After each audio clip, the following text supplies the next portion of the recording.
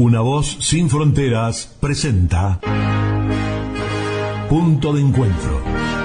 Después vi otro ángel volando por en medio del cielo con buenas noticias eternas para proclamar a aquellos que viven en la tierra, a toda nación, tribu, lengua y pueblo.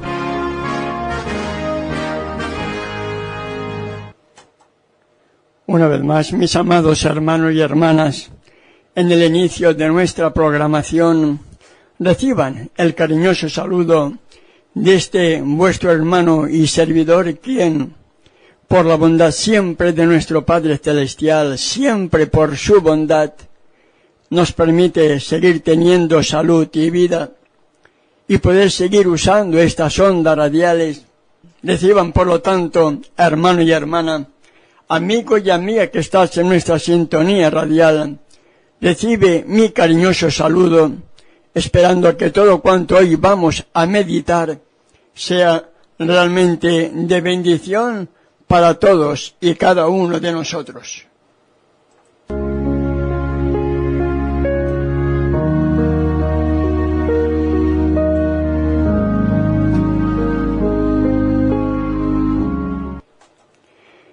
Padre Celestial, a través de tu Hijo amado, acudo a tu trono de la gracia, agradeciéndote en primer lugar porque me has protegido en este camino desde la chacra hasta acá. Me has traído con bien, me has protegido toda la noche, y en estos momentos en los cuales voy a iniciar con la exposición de tu palabra, como un pecador suplicante, acudo a ti, por medio de mi único abogado, mediador e intercesor, tu Hijo amado, para que tú me des fluidez de palabra, me des tu espíritu, para que el tema que tú me inspiraste sea realmente de bendición conforme a tu voluntad.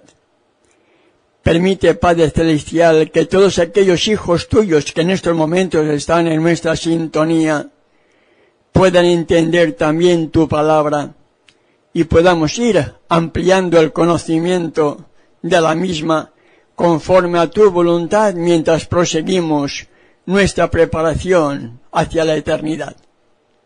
En el nombre de tu Hijo amado te lo pido y te doy las gracias.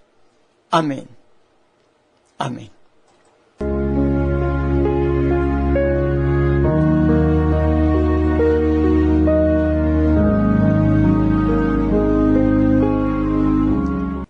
Tal como anunciábamos ayer, no sé si hemos meditado en esta experiencia que tuvo el rey David con Betsabé.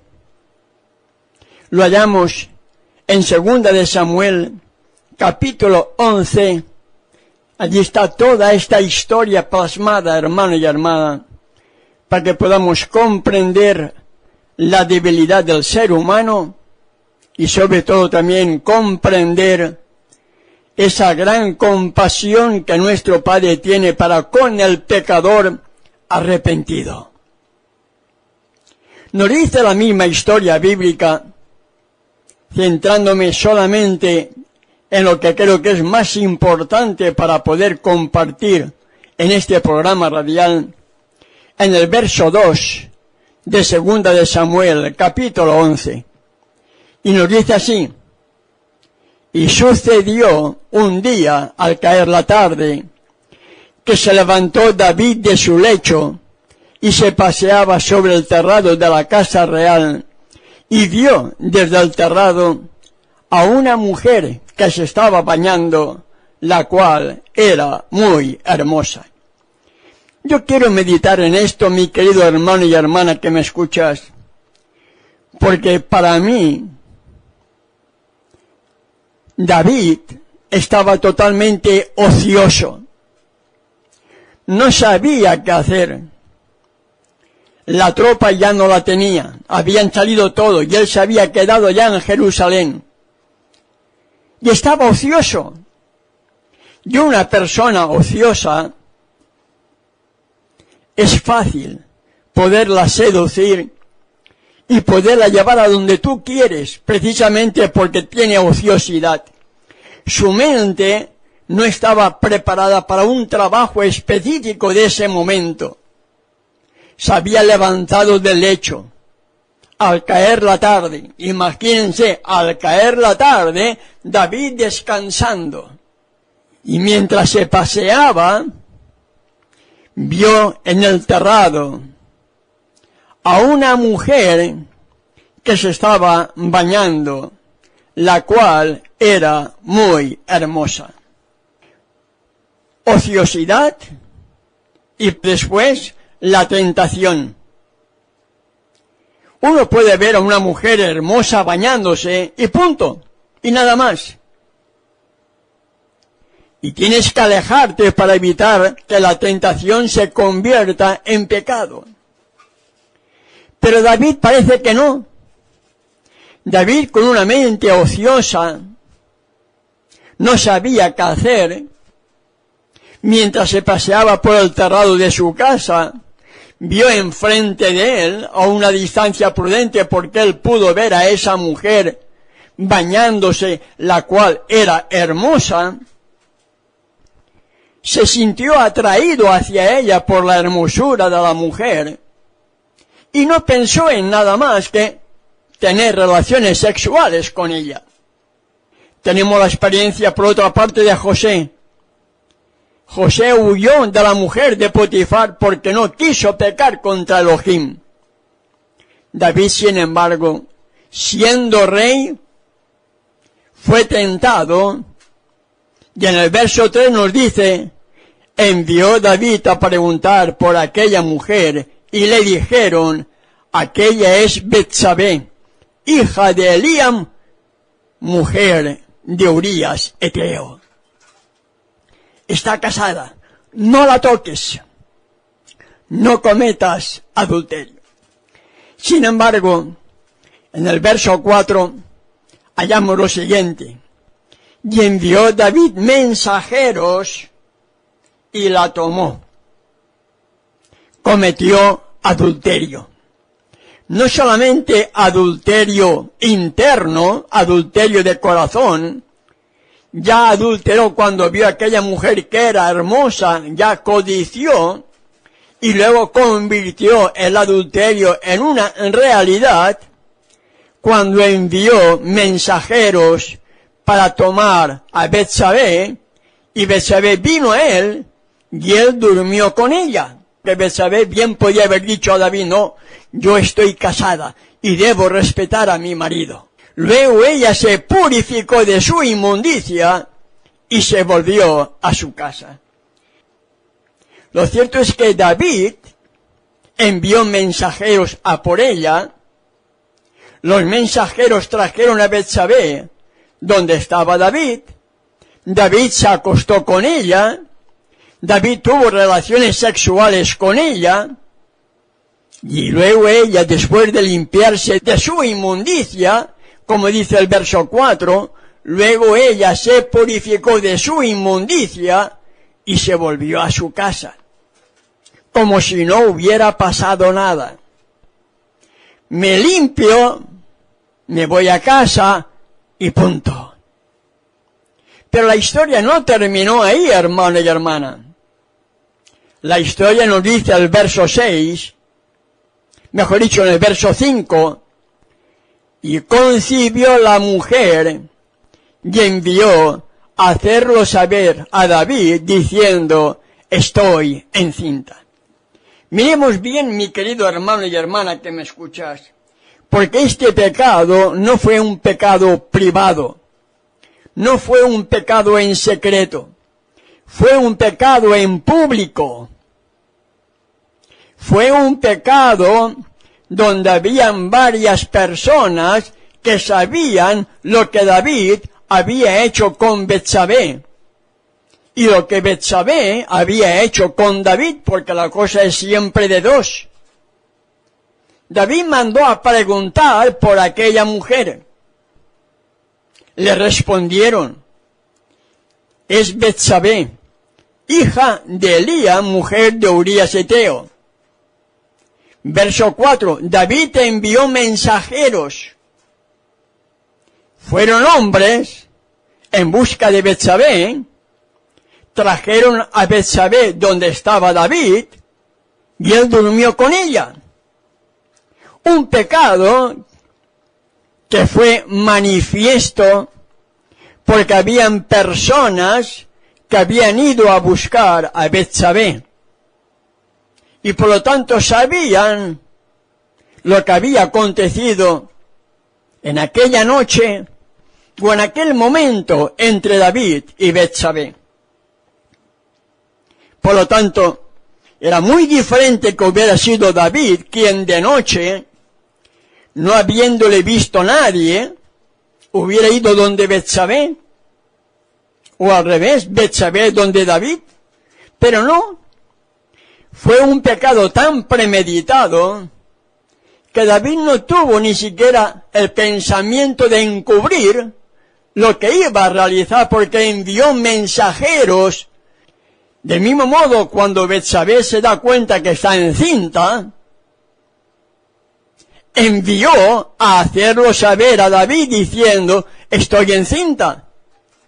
Es decir, el pecado doblemente declarado por parte de él y por parte de ella, al enviar personas y hacerle saber a David que yo, Betsabé, estoy encinta.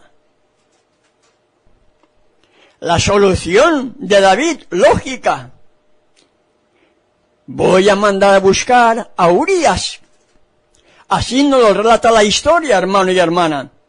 Mandó traer a Urías con la intención de que Urías durmiera con su mujer y paliar el embarazo de Betsabé.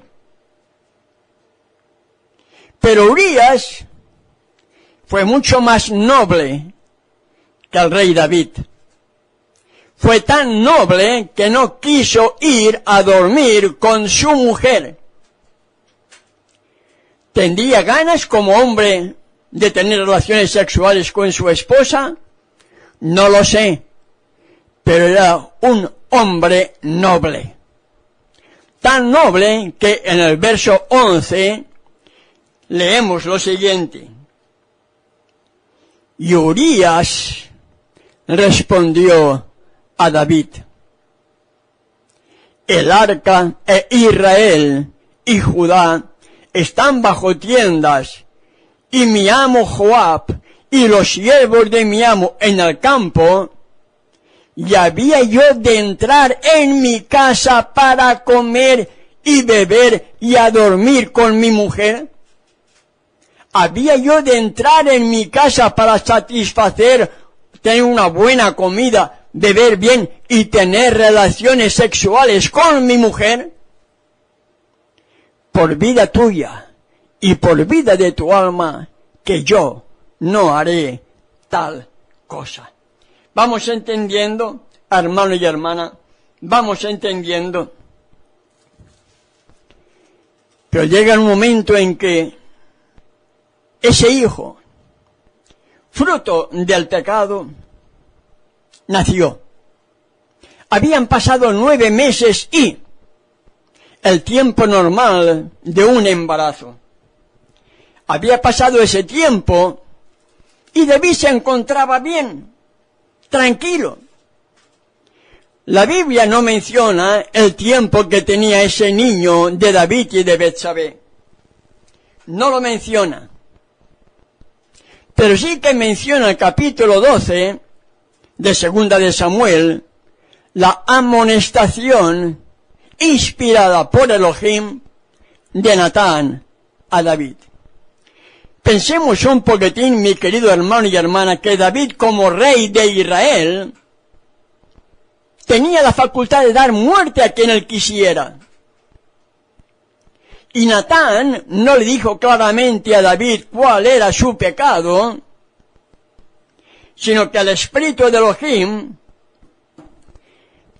le dio una parábola a David, que cuando David escucha eso, nos dice el verso 5 de Segunda de Samuel capítulo 12, entonces se encendió el furor de David en gran manera contra aquel hombre y dijo a Natán: vive Yahweh, que el que tal hizo es digno de muerte.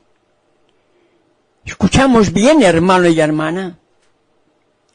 Natán le hizo una parábola tan perfecta a David, que David, sin pensar que estaba hablando contra él mismo se autosentenció a muerte.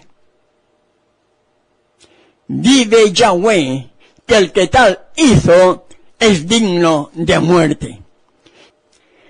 Y cuando Natán escucha las palabras de David, tal como hemos mencionado en el verso 5, vive Yahweh, que el que tal hizo es digno de muerte. Entonces dijo Natán a David, verso 7, tú eres aquel hombre. Tú, David, eres ese hombre que tú mismo te has autosentenciado. Y le sigue diciendo: ¿por qué pues tuviste en poco la palabra de Yahweh, haciendo lo malo delante de sus ojos? A Urías Eteo heriste a espada, lo mataron por culpa de David. David le dio orden a Joab de ponerlo en un lugar delicado, peligroso, para que le dieran muerte. Y tomaste por mujer a su mujer, y a él lo mataste con la espada de los hijos de Amón. ¿Entendemos, hermano y hermana? Verso 14 de segunda de Samuel, capítulo 12. Mas por cuanto con este asunto hiciste blasfemar a los enemigos de Yahweh, el hijo que te ha nacido ciertamente morirá. Por eso recalco, hermano y hermana, el pecado de David con Betsabé no fue un pecado oculto.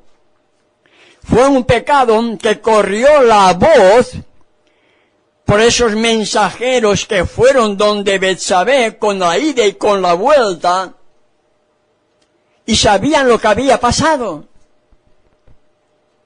No fue un pecado oculto, fue un pecado público, hecho en privado entre David y Betsabé, pero de dominio público, porque la gente seguro que lo comenzó a comentar. Y más cuando supieron de la muerte de Urías, mucho más, hermano y hermana, mucho más.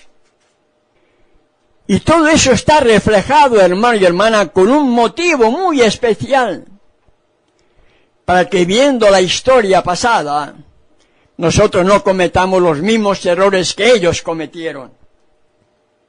David cometió un adulterio. Él mismo se autosentenció. Pero también recibió la promesa: no morirás. No morirás. El niño que ha nacido morirá.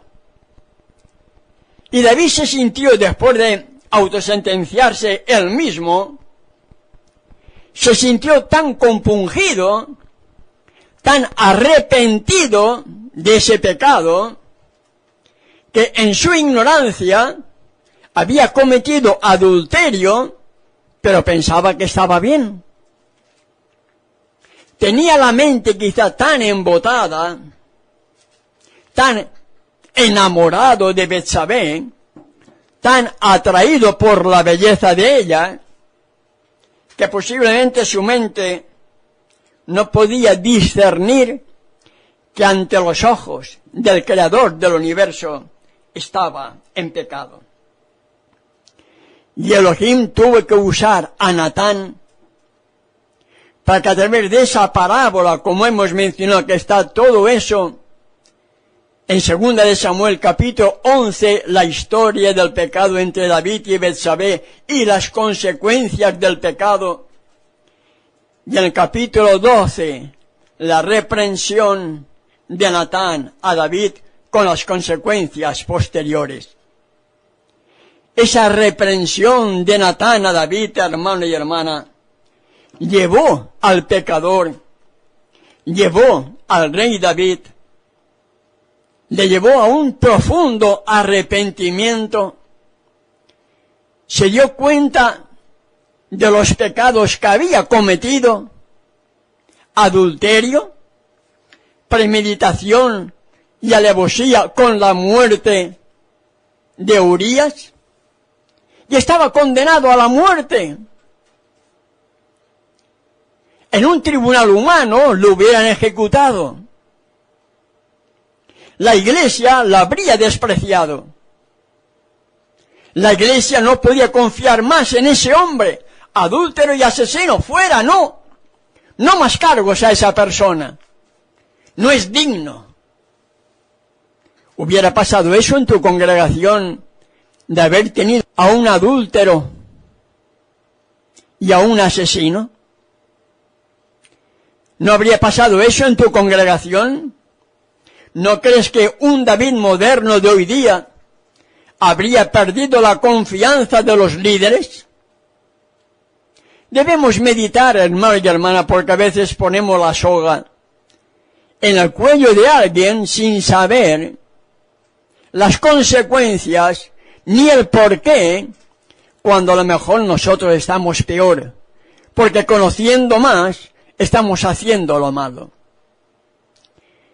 En la medida con que juzguéis, seremos juzgados, mi querido hermano y hermana que me escucha. David no fue juzgado por Natán. Natán simplemente le presentó una parábola. Y David sintió el peso del pecado de ese hombre, de la parábola, hasta que dijo: el que hizo tal cosa debe morir.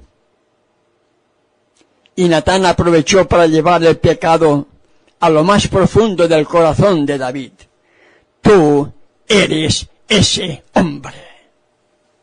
Y David se sintió, hermano y hermana, profundamente dolorido por su doble pecado.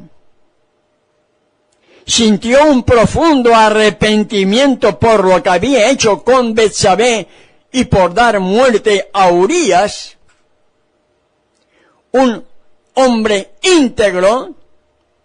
Urías demostró integridad al respetar a su jefe Moab y a sus compañeros que estaban de batalla, y no quiso ir a dormir con su mujer. Fue mucho más noble que David, pero le llevó a la muerte. Eso me demuestra una vez más que la verdad es tan impopular que aquellos que defienden la verdad van a ser llevados a la muerte, para que se retracten, hermano y hermana. Pero Urías no se retractó. Urías no quiso ir a dormir con su mujer. Y sin saber lo que le iba a suceder, él mismo llevó la carta a Joab, donde indicaba que tenían que darle muerte.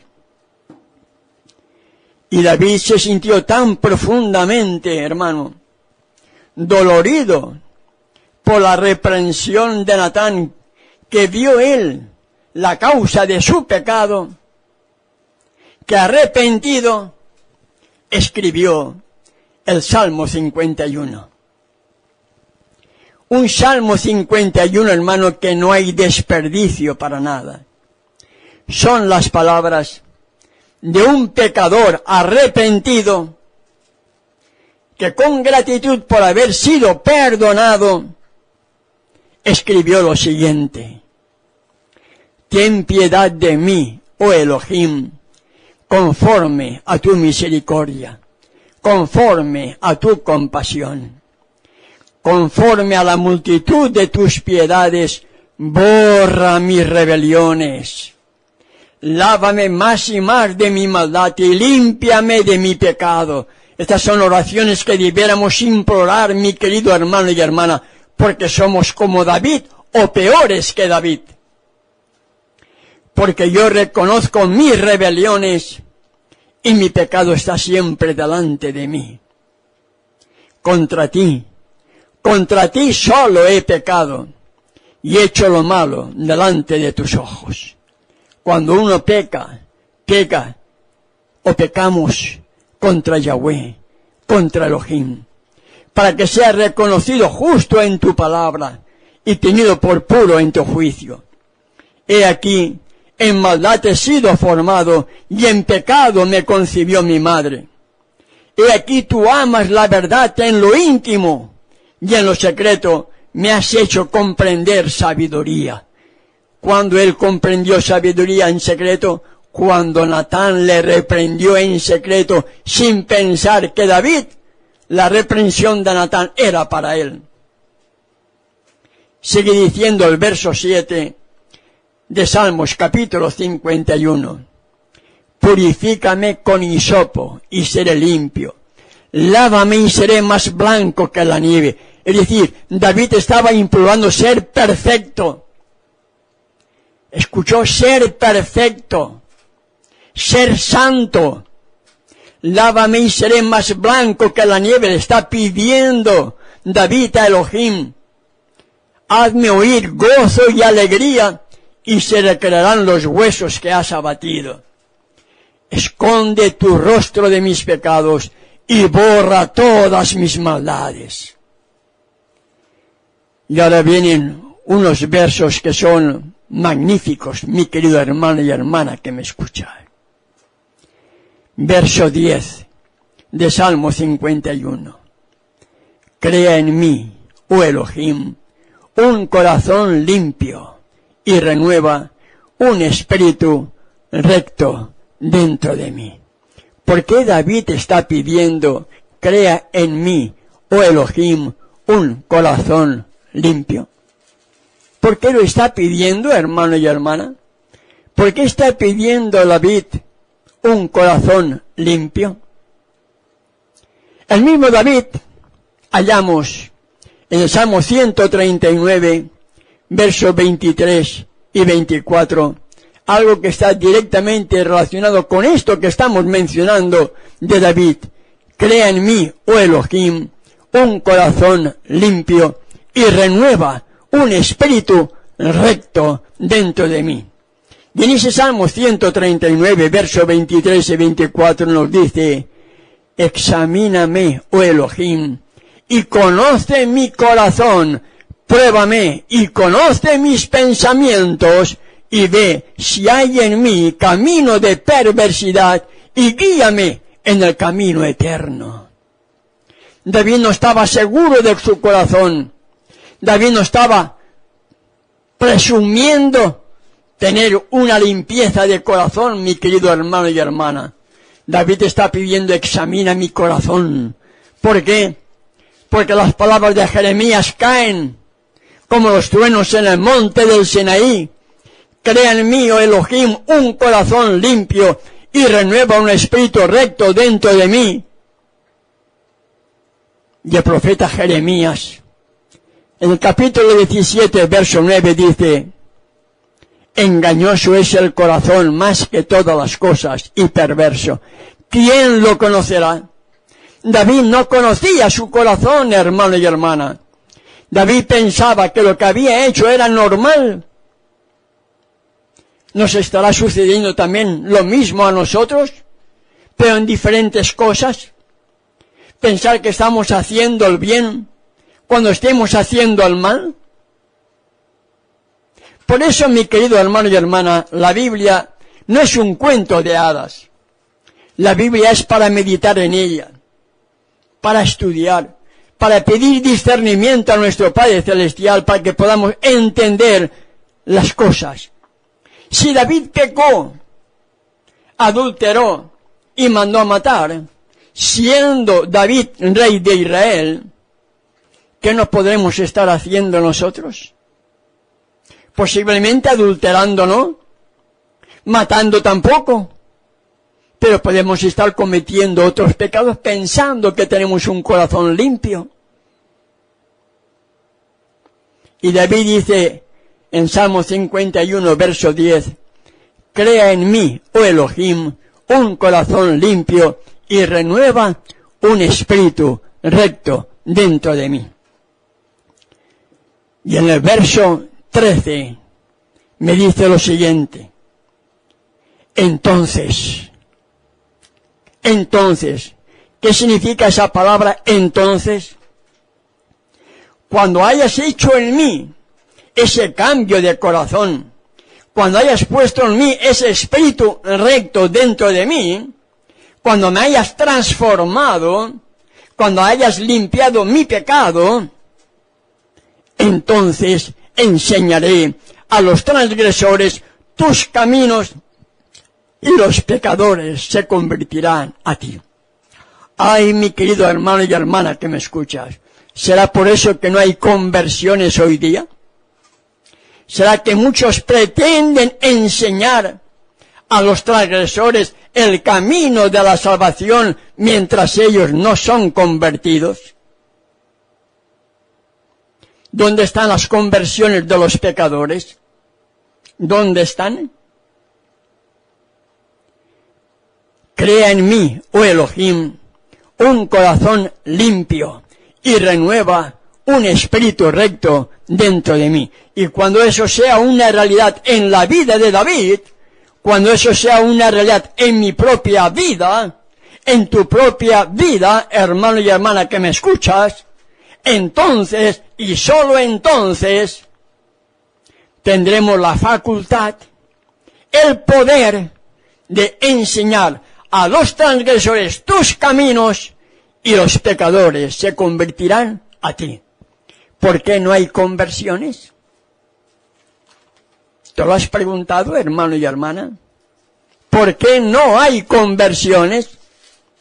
Porque posiblemente seamos como David antes de su conversión, pretendiendo tener un corazón limpio, no podamos discernir que el corazón nuestro puede estar contaminado del pecado, de apostasía, de mundanalidad, y por tal razón nunca podemos enseñar a los transgresores tus caminos y que los pecadores se convierten a él. ¿Por qué? Porque no podemos predicar un evangelio por testimonio, hermano y hermana. ¿Cómo le voy a poder decir yo a una persona, no hagas esto, cuando yo lo estoy haciendo? ¿Cómo le puedo decir a una persona, mira, cuando yo lo estoy haciendo? ¿Qué testimonio le estoy dando yo a una persona que le hablo de las buenas nuevas y él está viendo en mí algo que no encaja con lo que yo le estoy enseñando? ¿Será por eso que no hay conversiones? ¿Será por eso que los transgresores siguen su camino y los pecadores siguen sus caminos en lugar de ser convertidos a Él? No a la iglesia, a Él. Entonces enseñaré a los transgresores tus caminos y los pecadores se convertirán a ti. Y cuando esto sea una realidad, mi querido hermano y hermana, entonces tú y yo estaremos formando parte de ese número literal o simbólico de los 144.000, donde las señales antes del fin hallamos en palabras de la misma majestad del cielo, en palabras del mismo Redentor, en palabras del mismo Yahshua, quien dijo, y será predicado este evangelio, estas buenas nuevas del reino en todo el mundo, para testimonio a todas las naciones, y entonces vendrá el fin. Mateo 24:14, será predicado estas buenas nuevas del reino en todo el mundo para testimonio. ¿Qué testimonio? La vida de Yahshua morando en ti, morando en mí.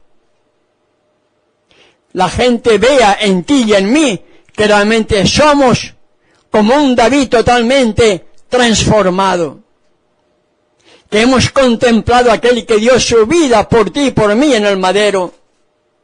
Y al contemplarle, hemos permitido ser transformados. Ha transformado mi viejo corazón, ha transformado mi vieja naturaleza carnal, pecaminosa, heredada y cultivada. Nos ha hecho nuevas criaturas al transformar nuestro corazón, y es entonces cuando podemos enseñar a los transgresores tus caminos y los pecadores se convertirán a ti.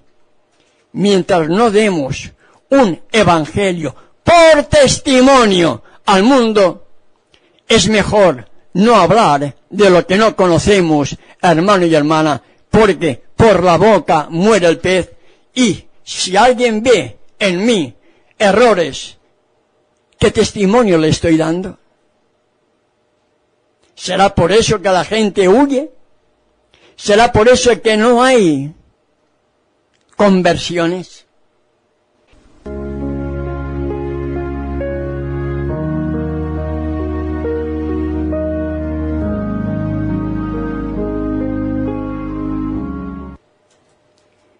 Nuestro Padre Celestial, en estos momentos en los cuales concluimos con nuestra programación de hoy, gracias te doy a través de tu Hijo amado, porque me has dado discernimiento para poder desarrollar esta reflexión, esta experiencia de tu siervo David. Permite, Padre Celestial, que podamos sentir también su misma necesidad de arrepentirnos de aquellas debilidades que todavía podamos tener en nuestras vidas, y permitamos que tú transformes nuestra vieja naturaleza carnal en nuevas criaturas, creando en cada uno de nosotros un corazón limpio, para que entonces poder enseñar a los transgresores tus caminos y los pecadores se conviertan a ti. Despídeme, Padre, con tu paz y con tu bendición. Protégeme ahora que voy de regreso al hogar. Sigue sensibilizando cada corazón que en estos momentos ha estado en nuestra sintonía, y que tu palabra penetre en cada uno de ellos, conforme penetró en la mía, y sigamos preparándonos para ese encuentro contigo. En el único nombre bajo el cielo dado a los hombres, en que el pecador puede ser salvo, en el nombre de Yeshua, el Mesías de Nazaret, te lo pido y te doy las gracias. Amén. Amén.